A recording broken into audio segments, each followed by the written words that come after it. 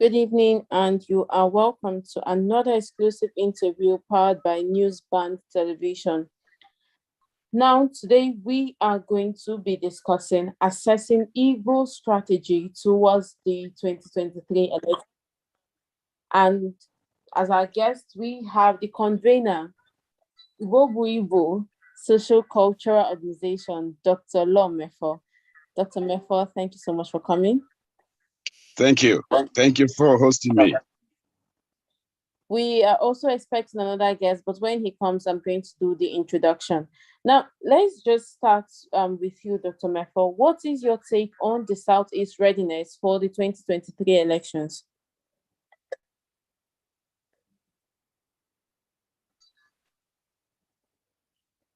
Dr. Mefo, did you hear me? I didn't get the last part.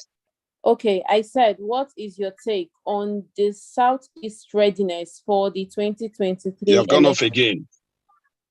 Can you hear me? You keep tripping off. I don't know whether it is from this end or from your end. I want to believe in what you're asking. What are the strategies of the Southeast towards 2023? Could that be your question? What's your take on Southeast readiness for the 2023 elections? Thank you. It has come clear now. Well, first, my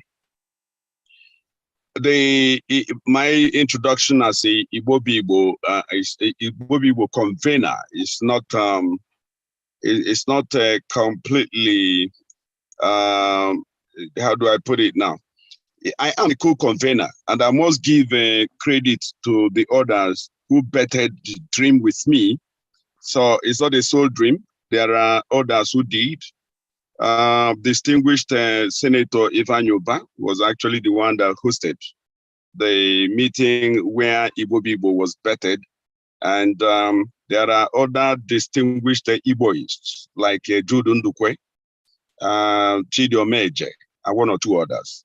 That said, the readiness of the Southeast for 2023, the political climate is still very hazy, and our gladiators are not sure-footed yet. I believe they are still gauging the temperature. They are weighing their options, and what I see is not quite encouraging. I had actually expected a much more daring moves from some of them, and I know that one or two of them are quite capable, and they should be able to really take the Igbo position on this, and they go for it and really get it. But as at now, one cannot say that this person or the other is ready for this race and actually hunger for it. Because you see, power from all intents and purposes is really taken. You just have to come out and stick that you can, and then people will begin to look at you. Take the example of the incumbent president, General Muhammad Buhari. He got it at the fourth trial, and he was serious that he wanted this. His performance is quite a different thing. I am talking about his desire to become a civilian president after being a head of state under the military regime. We don't see such push from the Southeast.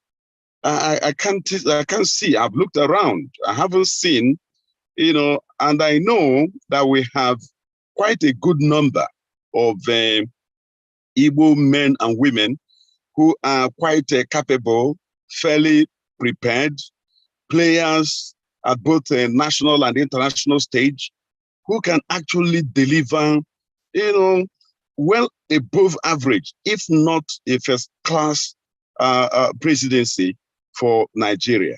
But they are not forthcoming. I have actually tried to reach a number of them to find out why they are pussyfooting And they keep telling me that the time is not just ripe. But I expected that even if they don't come out as individuals, they should come together as a group and keep telling Nigerians that, say, look, leave this for our zone. We have 1 or 2 persons that can deliver. So even if one of them doesn't come forth to insist that he can and he should, I believe that collectively they ought to have done something. And I'm aware that 1 or 2 meetings have been attempted in that regard. I know that Senator Oji Uzo Kalu called such a meeting twice to see if his colleagues would come together and agree to really push. And the 2 meetings he called, one in Igbere, one in Enugu, both were poorly attended. I can't remember who really attended. So you can see that they are still not sure of what they want. And I hear from here and there that they seem to have settled for the office of the vice president, if they will even get that. I tell you, because it's not as if they don't go for president, they would get vice. No, I don't think so. And let me also tell you that what I had, the committee on zoning set up by the PDP, headed by one of us, Governor Ivan Ugwanyim, just said yesterday, I suppose, that the committee does not have a mandate to zone the office of the president and vice, that their mandate is stopped at zoning the party offices. You can see what is going on. But you see, I'm not quite happy because PDP particularly has been playing games with the Southeast. And if you check their amendment, the amendment of the PDP constitution in 2009 wrote into it the rotation and zoning of the office of the president, and as a matter of fact, all other offices down the line. So I had expected that that section of the constitution would be invoked in compelling the PDP to respect its own rules and regulations. But the Southeast gladiators are not talking about it. Nobody is looking in that direction. They are leaving everything to chance, as if the PDP has never taken any decision on zoning and rotation. But go and check the PDP constitution, zoning is there. It was reflected, affected in the amendment they carried out in 2009. But nobody is looking at that. And it's only unfortunate, because I had thought that that would be the major, should I say, plank that the Southeast hopefuls would really use to make their own case. But they are not going in that direction. So I don't see much preparedness on the part of, on the side of the Southeast politicians, the hopefuls, and Southeast generally. Okay. Now, according to your recent write-up on this subject, you criticize the fact that aspirants from the Southeast do not belong to the ruling or the major opposition party, that's APC and PDP. Do you believe this would be to their disadvantage? Come again? That let me get your point again, please. I said, can you hear me clearly now? I can hear you now. I said, according to your recent write-up on this subject, you criticized the fact that the aspirants or the gladiators, like you described them, from the Southeast, do not belong to the ruling or the major opposition party.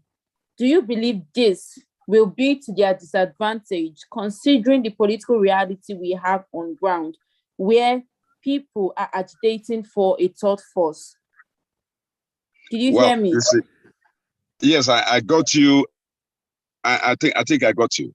You see, first and foremost, the time for a third force is gone. I don't think of a third force less than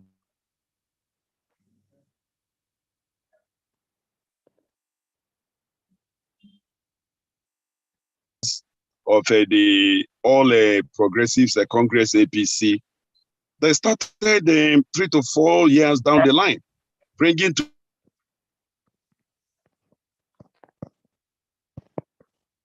together the 3 to 5 electoral culminating political party you call the APC today.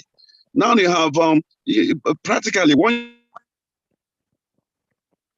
year to presidential election, and somebody is talking about a third force. I heard about a meeting where a number of ex this, ex that came together, saying they want to form a third force. I think there is even a sprinkling of somebody like Atahiru Jiga, the former chairman of INEC. I don't see where they can go. You see, let me tell you why. If you review how the president of Nigeria has been produced since 1999, it is done by the governors. It is the governors that produce the president, because they are the ones in charge of the states where the reproduction takes place. That is where you get the police commissioners. That's where you get INEC commissioners. All the security, agencies are there. Then the voters also, and they control the funds with which they can do this and that. They are on ground. Even the president on election day is helpless. It's the governors that really take charge. So when you say you want a third force, and you cannot boast of 10 serving governors, you're just wasting your time. So I don't want anybody to give much, credence to the coming together of a few X this and X that, in the hope that they will be able to supplant APC and PDP, controlling, 36 governors and the minister of FCT. Let's face reality now. That said, you see, if you see where I am coming from, you will understand that if you want to see the hope of the Southeast in APC and the PDP, I believe the Southeast has, enough stake in PDP. I've talked about the constitution of the PDP that must be invoked by them if they are really serious. I've talked about that. And then again, the investment of the Southeast, in PDP, I think it is time for them to reap from it. Do you understand that? And if you check the win, the big win of President Goodluck Jonathan, as he then was, in 2011. South, where he comes from, gave him 6.something million. Southeast gave him 5.something million. If you add the two, it came to 11 million. And that was essentially what they delivered Goodluck.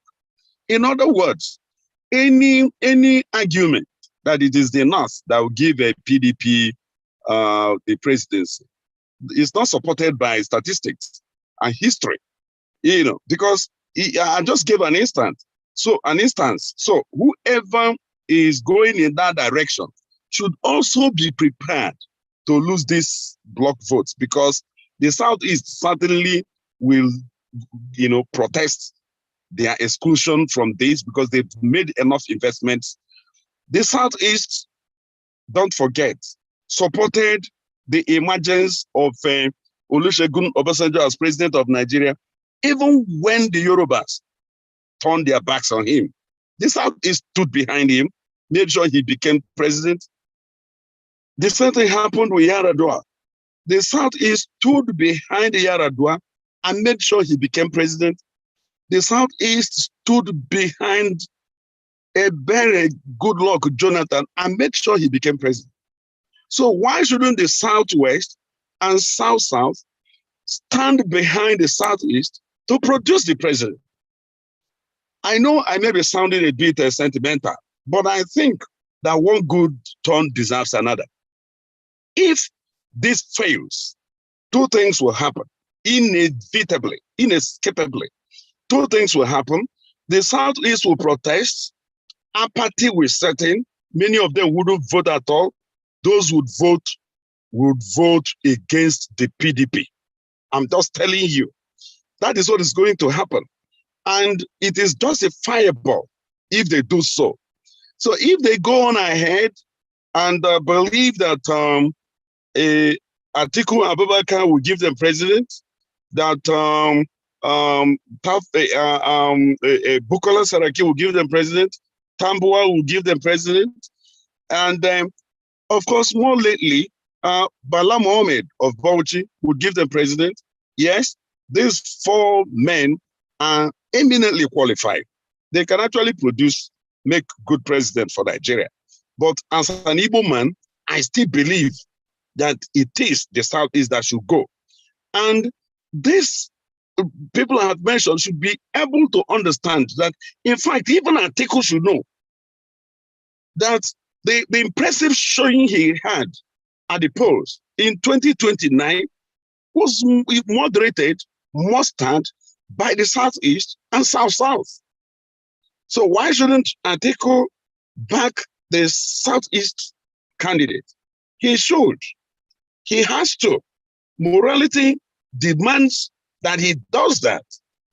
If he goes on and runs against, against the wind, he should know that he's actually facing a headwind. That headwind is eastward. It's coming from the east. And it will be backed by the South-South. I tell you, nobody will believe this now, but I gave you an example of how the bulk vote of 11 million came from Southeast and South-South. Even in 2019, President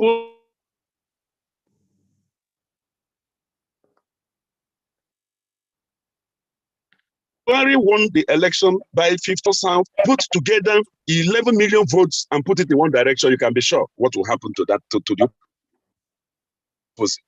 So, see, I am appealing to those who think the Southeast, doesn't count, to look at these statistics.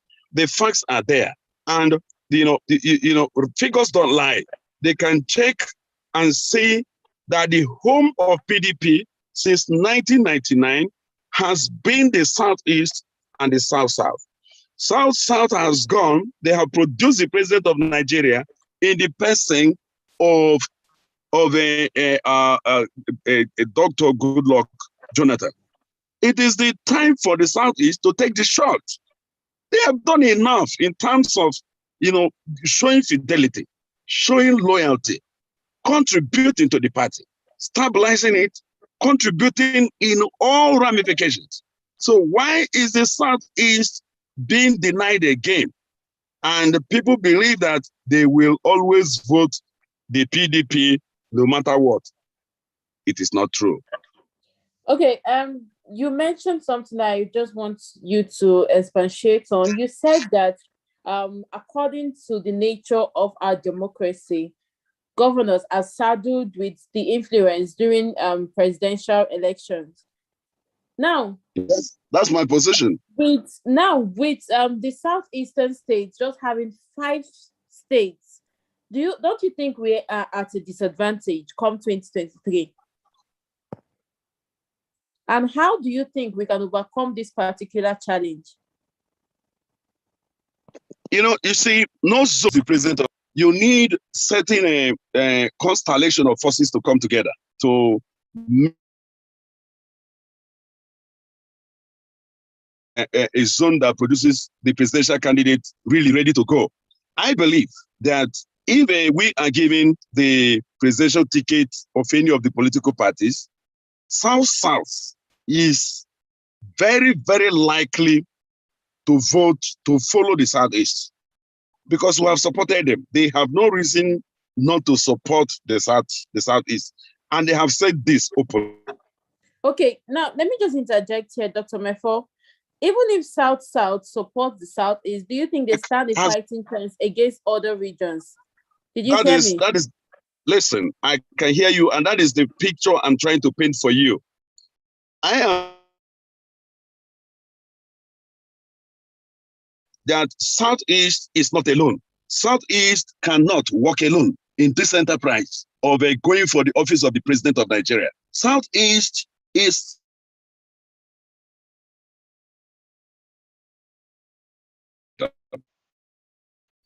Southeast is banking on the support of the Middle Belt or North Central, whatever you want to call them. Southeast will not be misplacing its trust and hope if it banks on the support of the Southwest. I believe that if we get the ticket of any of the parties, PDP, APC, and possibly the two tickets, if we get the two tickets, we will choose between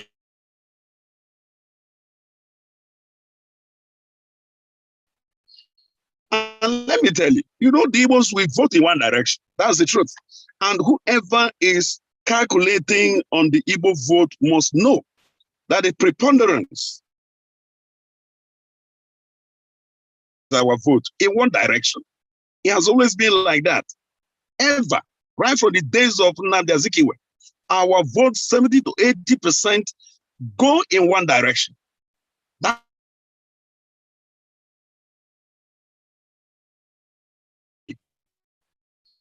So whoever wants the bulk vote of the Southeast, backed by the South-South, must bring the presidential ticket of the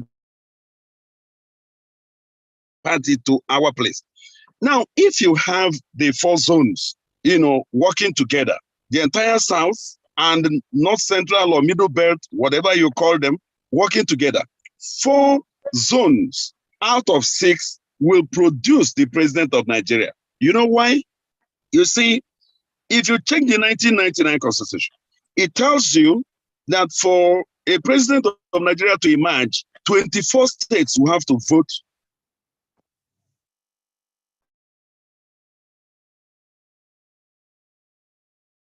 together. The president must win ample majority. These are the fundamental provisions of the 1999 Constitution. And I tell you, an Igbo candidate will win 25% in the entire South and in the North Central. I don't want to start calling the states in the Northwest and Northeast where he will also win for reasons I don't even want to mention. But I tell you that 4 regions can produce the president of Nigeria, and the Southeast has invested enough to enjoy the confidence, the trust of South-South, Southwest, and North Central, and is in a solid position, very firm ground to produce the president of Nigeria in 2023. Okay, remember that you can join the conversation simply by raising up your digital hand, and I'll try to accommodate as much questions and comments as possible. Now, before this particular question, when you were making a second submission, you mentioned something that the PDP may have zoned their presidency towards the north. Now, do you believe that if this is actually true, they can just wave the votes from the Southeast goodbye? I said that before. Let me tell you. If the PDP takes their ticket to the north, right? If they take their presidential ticket to the north, even if APC gives the Southeast vice president, we'll take it and dump the PDP. Look, listen, the very day PDP announces that their ticket is going north is the same day I, Dr. Lomefo, will join APC.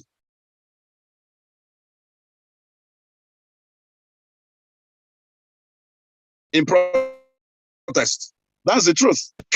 That PDP does not get the vote of the Southeast and possibly that of the South.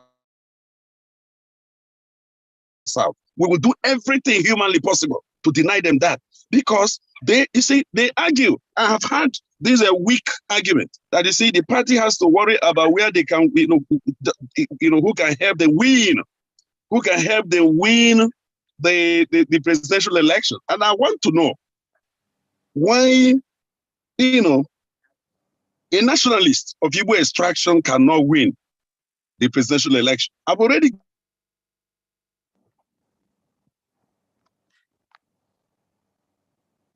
given you the scenario of why he can well, call not west, call not east. Yes, I am not ignorant of that. But there is no solid Igbo presidential candidate that will not do well in Central, that will not do well in region. 60 to 70% can produce the president of Nigeria. It's simple, because what you need is 25% in 24 states.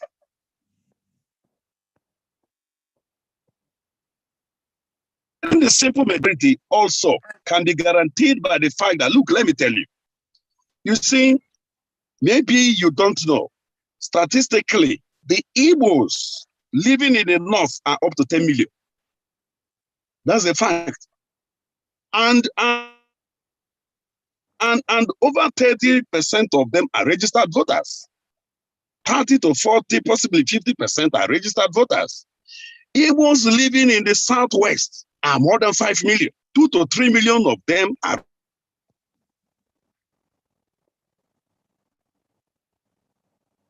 registered voters. So you shouldn't see the south that compared to what the Igbos can generate outside Igbo land. And we vote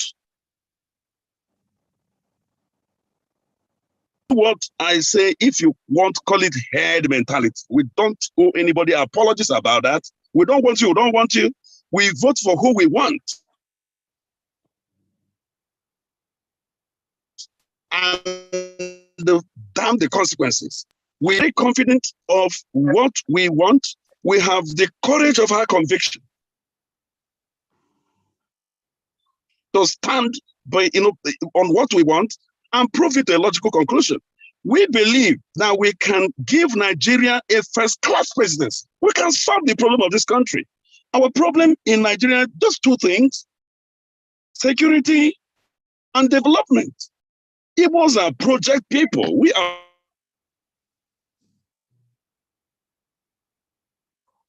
project-minded people. We are developing operations started in the Southeast. We know what to do with Nigerian security. We know what the problem is.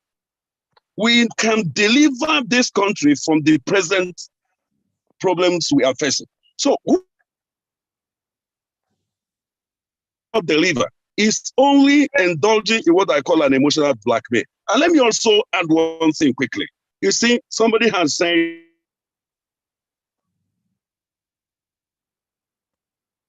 emotional blackmail. Igbos don't want Biafra. Yes, Igbos do not want Biafra, and may want Biafra if Nigerians don't want us. You better understand this fact. We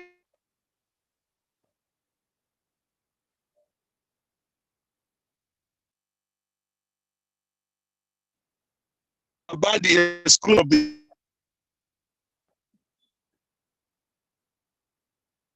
but I dare Nigeria Igbo presidency, and you will see that the issue of Biafra agitation will go away.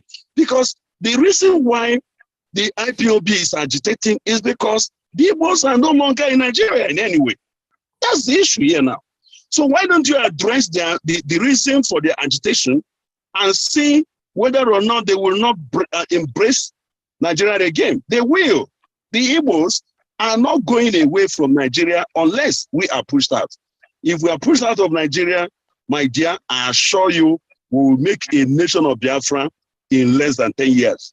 We have the capacity. Okay, Dr. Mefo, just before we come to the IPOB issue and how it affects the strategy towards 2023, let me ask you this. In your opinion, why do you think these gladiators, like you described them, are not making bold moves towards the elections? Like, why have they not gone to PDP and made a strong statement demanding that the presidency is zoned to Southeast.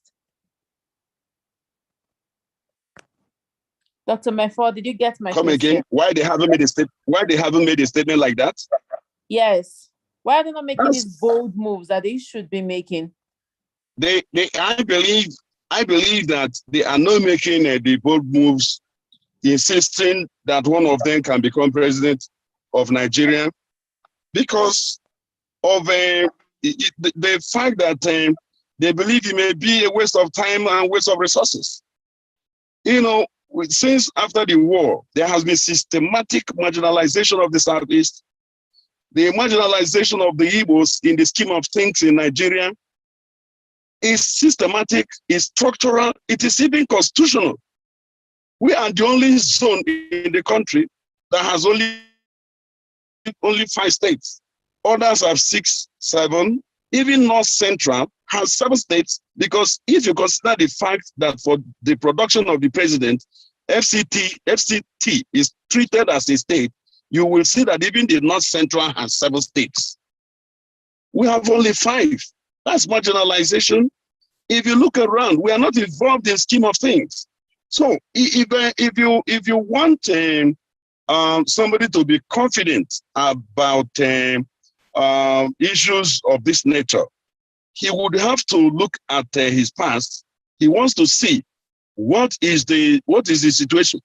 You know, has he been given even a seat, you know, in the outer corridor, let alone asking to be allowed to preside over the meeting? I think Senator Enyinaya Baribe, you know, captured that succinctly at the point. He said that a man that has not even appointed into the Security Council of Nigeria, you know, would such a person be willing to hand over the presidency to you? But I'm thinking differently. I think that despite all this, we are equal stakeholders in the Nigeria project. So power is also given. We need to insist on what must come to us.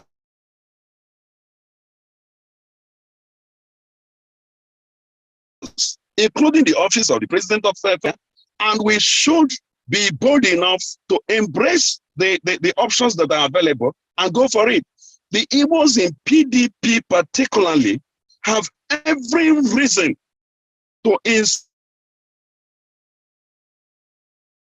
on the PDP zoning the office to the Southeast and convincing them on what we can do. Things we can deliver in terms of votes, the number of votes that can come through us, both in Igbo land and in the diaspora. Diaspora here, I mean within should be, but the Igbo gladiators are not doing that at the moment. Not even Rogers. You know, the last interview that Rogers had with the media, he was still tentative. He wasn't categorical that he will be running for the office of the president. He's not categorical about it. You know, Ojuso Carlos started boldly at a point, but he backed off. He's no longer talking about it. Peter Obi is describing Nigeria as a vehicle, is the Nigeria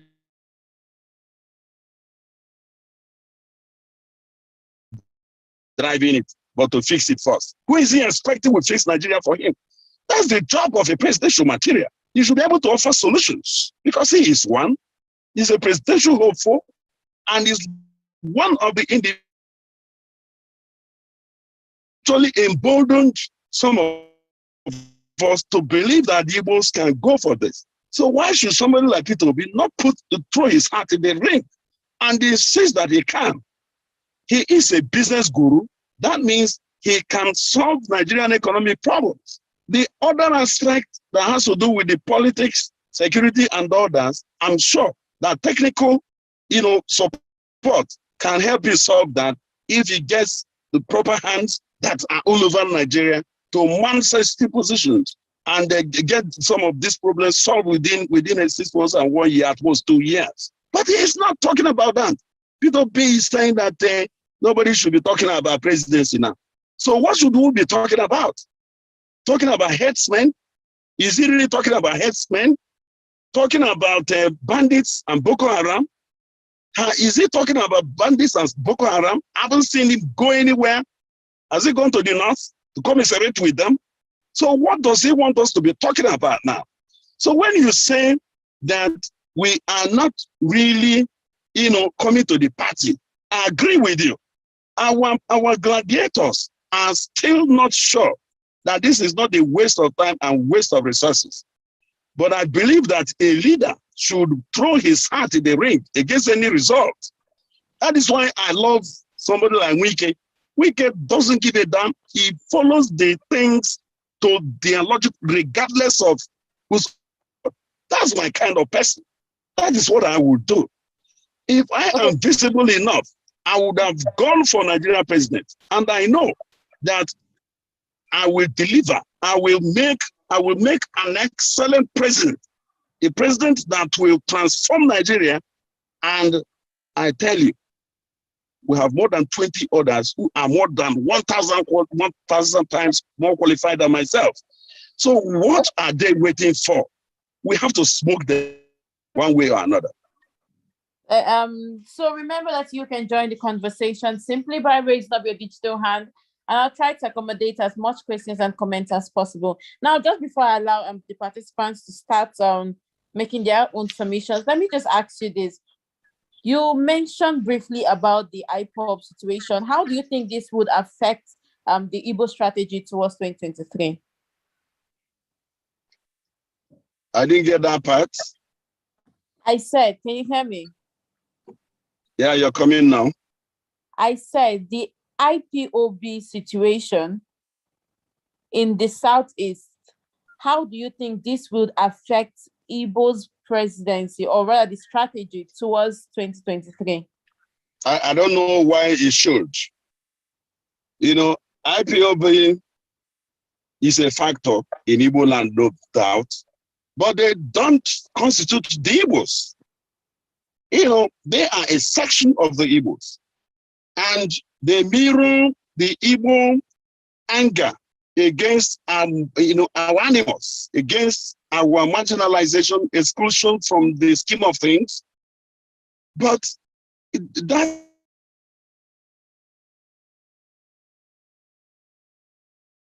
is not really what I always say that. But I don't want sovereign Biafra. If I can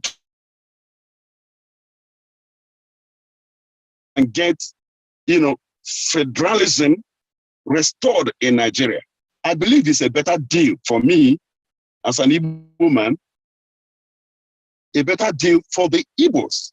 And I believe that if all these things are done, those who are agitating for sovereign state of Biafra will weigh their options. But are these things really coming? I remember, an encounter I had with Nnamdi Kanu, and he challenged me, he said, look, give me a restructured Nigeria. He said, don't tell me about de-escalating my quest for a sovereign state of Biafra when you can't bring a restructured Nigeria. Isn't that the kind of law, right? Look at that. So if you look at it, his position is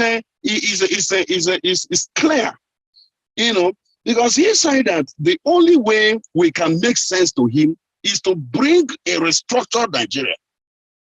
And people don't want Nigeria to be restructured. So if you don't want Nigeria to be restructured, it means you want the agitation to continue. And it's not about Biafra agitation. It's about agitation from all sections of the country. Oduduwa Republic being championed by Sunday Boho and others. It's not about Biafra. What is happening in the Northeast, where the Boko Haram is fighting to carve out a caliphate out of Nigeria, is not about Nnamdi Kanu or about the sovereign state of Biafra. What is happening in the Niger Delta militancy is about possible carving out of a republic in that place, out of Nigeria. That is not IPOB. So it's not just an IPOB issue, and it should not be seen as exclusive. Biafra agitation is not exclusive to the Igbos. the agitation for what you may call self-determination in Nigeria is not exclusive to IPOB or to Biafrans or to Ndigbo. No, it's not true. Whoever is making it so is only indulging in emotional blackmail. It's not what the issues are. In fact, I am fighting for a restructured Nigeria. I am also fighting for Nigerian president of Igbo or Southeast extraction. And I believe the two of them are not mutually exclusive. Yes, they are not mutually exclusive. In fact, I say the Igbo president, the Nigerian president of a Southeast extraction as the ultimate demonstration of restructuring. That's the way I say it. Because restructuring does not have to just be only constitutional and structural. It has to also, rub off in a way and manner we organize ourselves, the way we see one another as equal stakeholders in Nigeria. Nobody is more Nigerian than myself. I will never accept it.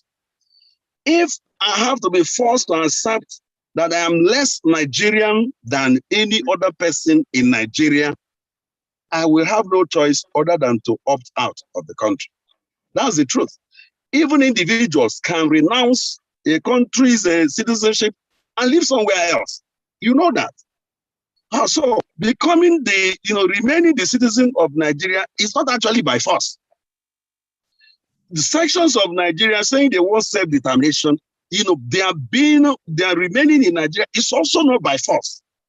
You need to really agree on how best to organize Nigeria and how best to get all sections of the country to feel carried along so that they will contribute their utmost to making the country work and moving us to the next level.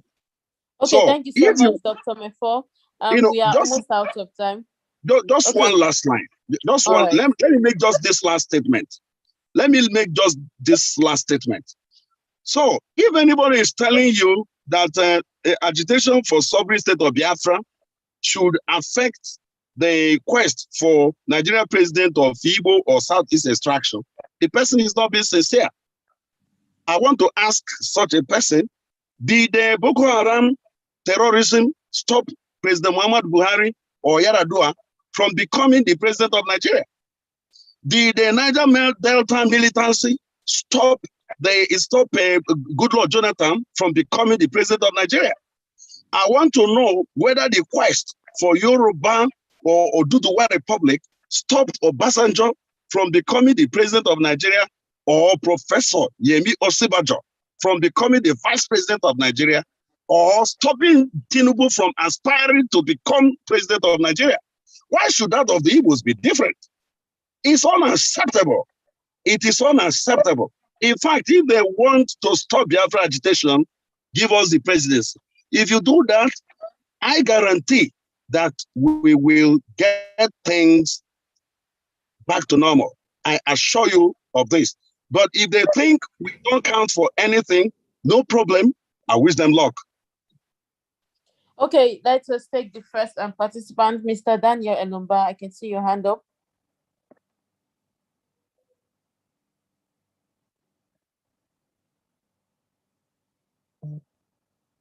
Mr. Can you hear me?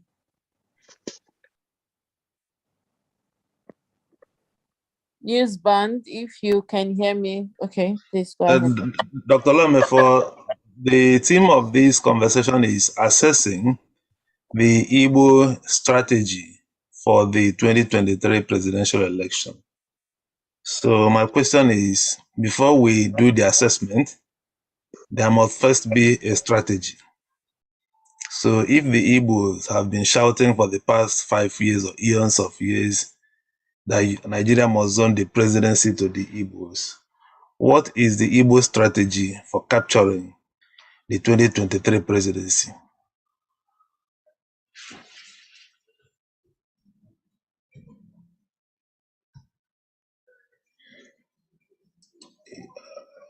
You are muted. Can you hear me now? Go ahead. Okay.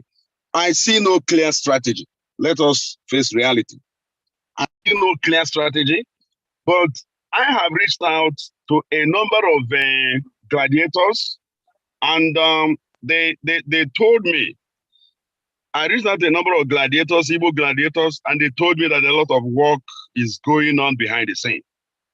So I think the strategy, based on what they have told me, is that it's a quiet process, and not to really rouse too much attention and get the whole thing scuttled before people know it. What that means is that in the open, people may think that nothing is happening, but behind the scene, work is going on. That is what I heard from very top quarters, from some of the gladiators, those who should become, the hopefuls, or who are the hopefuls. That's what I hear from them. And I want to believe that, and I see that as the strategy. Okay, I also have Pamsing Dagat. Pamsing, Mr. Dagat, your hand is up.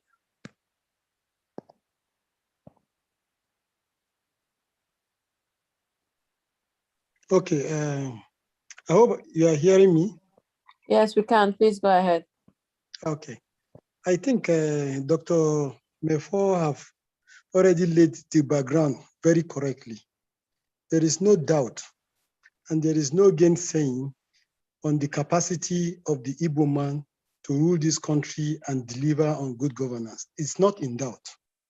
It's equally not in doubt that the Igbos have shown beyond reasonable doubt that they feel marginalized in this country, this same country we call our own. They have been crying for inclusiveness, and they have been suffering from the brunt of the civil war. So if truly Nigeria as a country really felt that we need to prove that we all belong to this country, I agree with him totally that the Igbos should be given the shot at this moment to be the president of this country. My only worry, and that is my question to Dr. Mefo, is this. How do you smoke the Igbos from their hideout to really come out and project themselves for this presidency? Because power is not really given. You have to take it. We have people like Peter Obi, which he has rightly analyzed his capacity. Sitting down believing that he can be vice president, if not the president, is very funny. And the last speaker asked a question, what strategy? And we are told that this strategy is a hidden strategy. Okay, it's a hidden strategy, but the party to which the Igbos have contributed to keeping it alive, which is the PDP, are working on an internal zoning system where the party chairmanship is sent to a place where naturally they will now argue that the president will not come from there. And the people from the south are happily accepting that particular kind of zoning arrangement. So what strategy are they doing until all the zoning have already been taking place locally? Then how will they want to start? So these are my only worry. So the issue of capacity, the issue whether they should be president shouldn't be in doubt. It should be a position that any well-meaning Nigeria should argue. But how do we smoke them out to really agitate to be president? That's my question. Okay, thank you, Mr. Daiga. Just before I allow Dr. Mefo to respond, let me take the last hand I can see here. That's Elder Tango Ugochukwu. Elder Ugochukwu, please go ahead. Good morning, anyway, President Biara and the group. My contribution to the issue at point is that I always like to go back to history. After the Civil War, they said no conquer, no vanquish.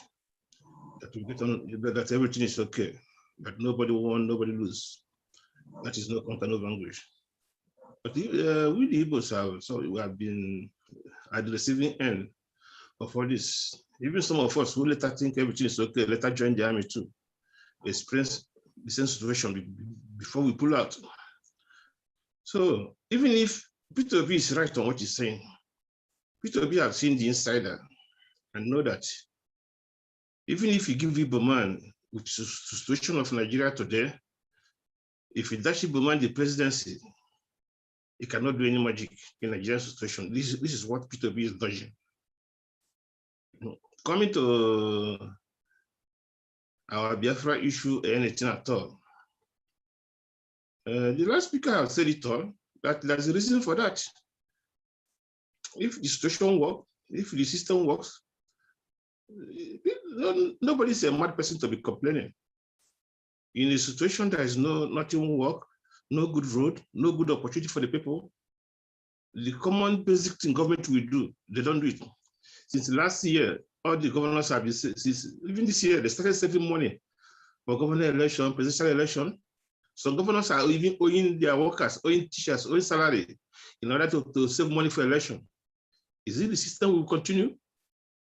So the point we have is that Igbo man to be president will be good, but the person will face many challenges with the system of Nigeria as it is today.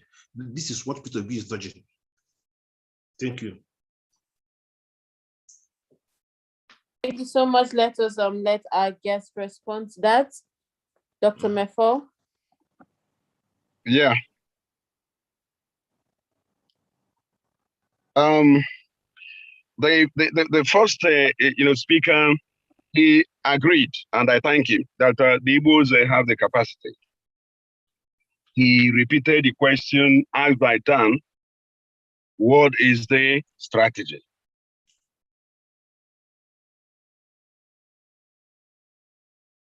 And if it is a hidden one, we'll give the internal zoning arrangement of the PDP, may zone the chairmanship to a place where, based on convention. I agree with him.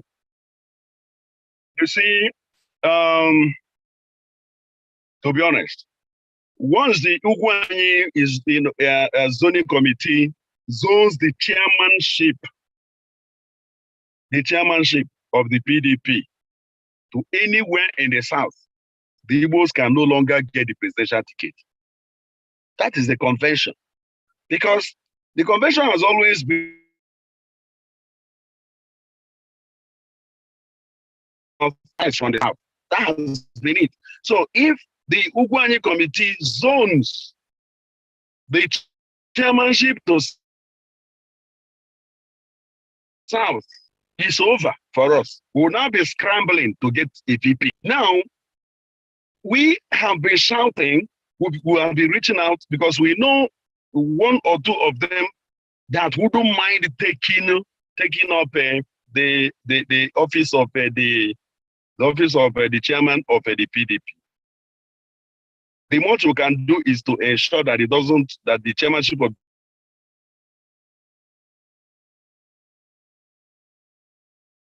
PDP doesn't come to the Southeast. But that's the tragedy. And I've often complained that we don't have a very solid political South, Nigeria.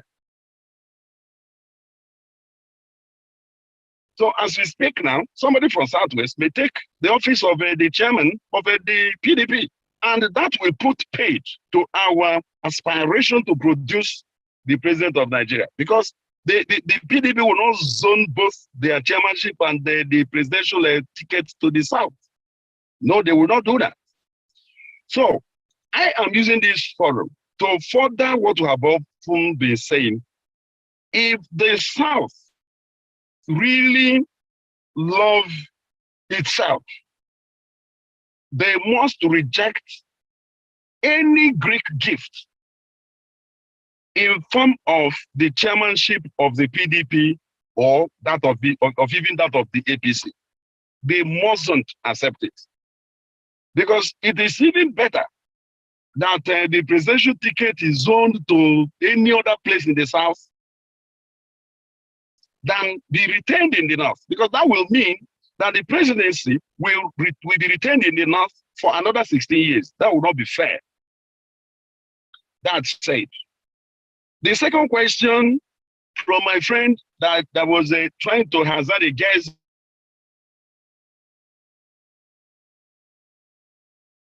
now because he believes that he will not be able to achieve much the way Nigeria is designed, constructed,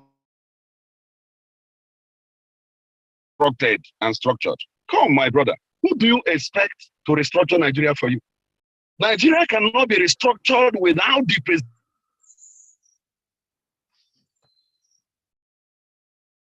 presidential power, presidential will. Nigeria will take somebody like Peter Obi negotiating Nigeria with the other stakeholders as president.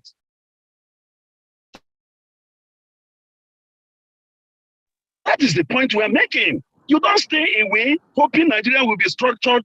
Who will restructure Nigeria for you? The people who are enjoying the way Nigeria is now will not allow Nigeria to be restructured. And you say they should hold the presidency. If you say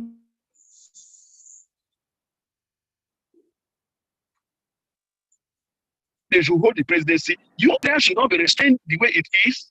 Who would want to? If you are holding the 4 S's, you want to restructure Nigeria and begin to lose on a capacity to dispense favor and national resources. Who wants that? Only restructuring will do that, and it will take the presidential will. If Buhari, for example, wants Nigeria restructured, he can restructure Nigeria in 6 months. That's a fact.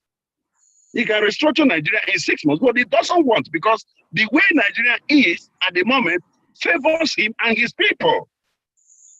And the South is saying that they don't want the president because Nigeria is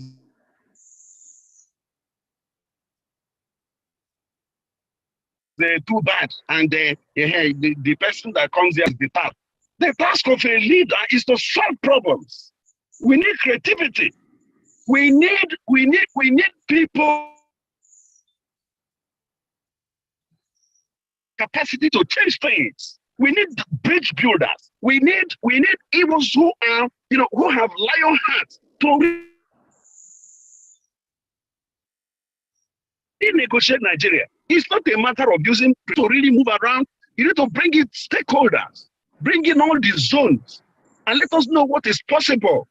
And agree, let us know what the fears South are, the fears of the Southwest, not Central or Middle Belt, as you may want to call them. It is leadership. That is what leadership does. So if nobody should make excuses for P2B for waiting for the polity to be right, for him to declare to run, no. That is why I prefer somebody like Chukwuma Soludo. Soludo is very rugged. Soludo cannot be afraid of a problem like this. Soludo would tackle Nigeria head on. But Soludo is more interested in running for the governorship of Anambra State. I confronted him on this. He gave me reasons why he has to go for Anambra for now. I saw reason with it. But you need a man with that kind of heart. That's what we're saying. Where are our men? Where are our men? Watchers has a lion heart. Where are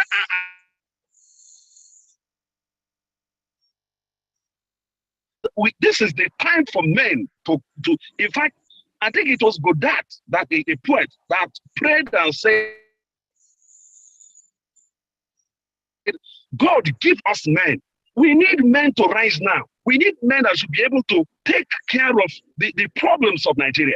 You don't wait until Nigeria is repaired, then you now come and answer Mr. President. That is not it. Nigeria is bad. Nigeria has to be repaired.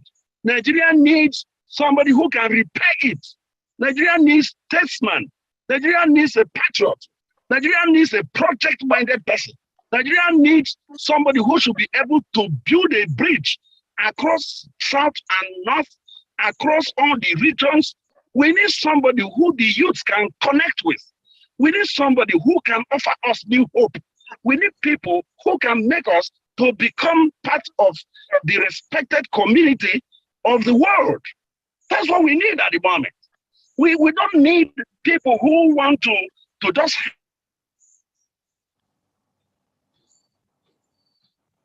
hang out and believe that they have to wait until in a pose as president of Nigeria. No, we need men who can roll up the sleeves, repair the damage the country.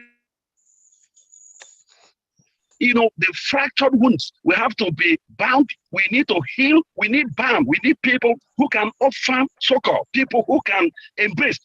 I want to see the Igbo gladiators move to the north, identify with Zulu, identify with Sultan, identify with the Emir of Kano, commiserate with them. A lot is going on in the north. Igbos are not doing anything to show concern. They need to wake up and do something. That's the point I'm making. And I will never stop saying this until I see the move.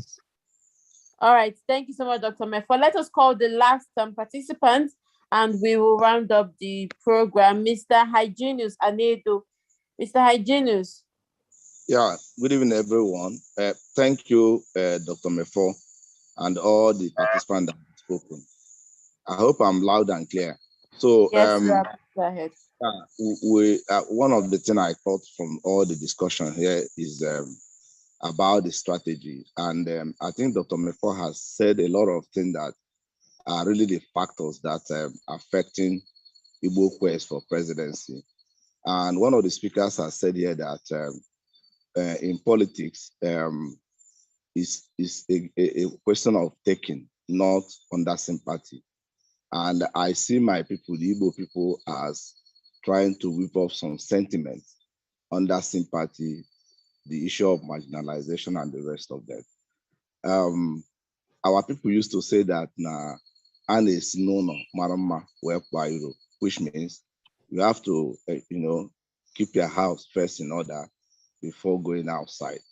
And if you want to fight a battle like this, you must get your armors internally first fortified before going to face the perceived enemies. Politics is not a game of war, but it's a game of, trying to sell oneself to be accepted by others. The issue of building bridges and the rest of them.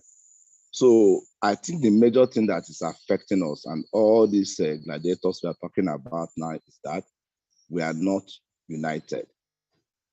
From the onward go in 1998, when PDP was so formidable, I know that people like the late Alex Ekweme was one of those lifeline for PDP. And he also took a shot in becoming the presidential candidate of PDP. As at then, I was a student at University of Jos. I was at that convention ground. I heard what Jim Wobodo said as part of his speech. He sold out, and the foundation was broken, and the people now, the stakeholders went into another meeting, and they brought out Obasanjo.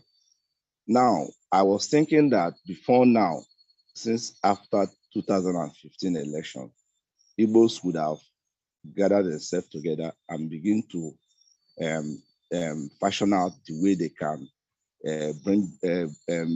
build bridge across other zones, political zones in the country. And that should have been the take of Ohaneze and Igbo. But we could see that even in Ohaneze, there are a lot of factions. So the fear of some of our gladiators is that even from within, you can't get support of your fellow Igbo men. And analysis so far has shown that other zones are looking at us as people that cannot come out with one voice. That is a major factor. So the strategy to go, though it's for me, it's very late now, because all these things they are doing now is like gambling. They are not going out as one block, one voice to go and tell other people, no, it is our turn. Not only that it's our turn, they could be seen to be prepared to take it from them, and others will now support them. However bad the statement of Hakim Ahmed was, but he made the one silent point that if North should support anybody, they're supposed to negotiate the interests of the North. So politics is a thing of interest, not friendship, not enemy.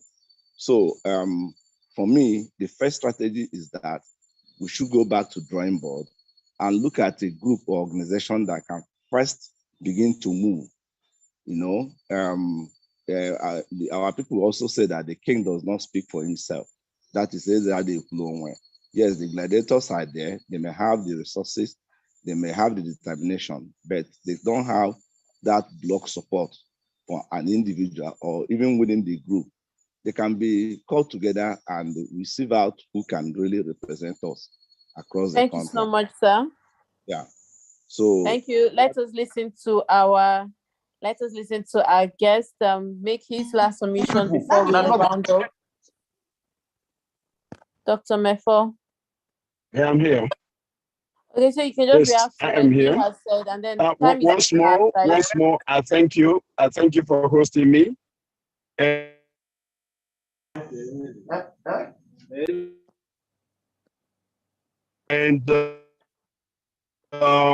I also thank you helped to focus my thoughts and sharpen my presentations.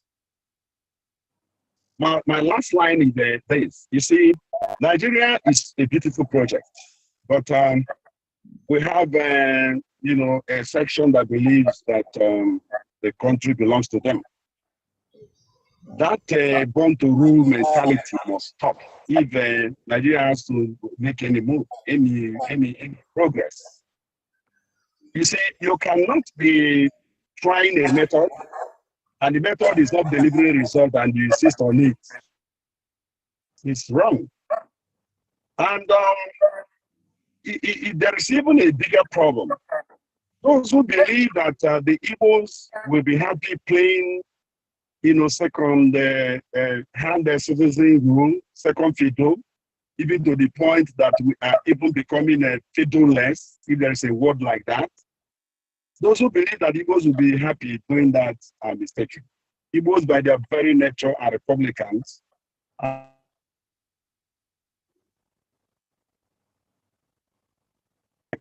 And the rest of the country need to take this submission to the bank, and it will pay. Igbos will never accept subjugation. That's the truth. And we have made our mark there, and we are seeking to help in the public sector. We are asking for the president of Nigeria because it is a matter of right. That is a right which we all have. And we are asking for zoning because the way the country is structured, if you leave it, we have been excluded. We have only 5 states. If there is no zoning between north and south and the micro zoning within south, we will not be able to get the ticket because we have been shunted out constitutionally, structurally, and institutionally also. The point I am trying to make is that I am justifying that zoning in the Nigerian context is democratic because the country is not democratically arranged. So you need to really bring in some arrangement that will allow equity, social justice to go around. Thank you so much, Dr. Mefo. The last sentence is this, right? The last sentence is this. The office of the President of Federal Republic of Nigeria must benefit from the extant provision of the Constitution, which is the ground norm, which has brought into itself the provisions of federal character. Because the office of the President is indivisible, and the federal character principle says that all offices will have to be zoned, based on zones and states and all that in the country. Since the office of the President is indivisible, the only way it can apply to the office of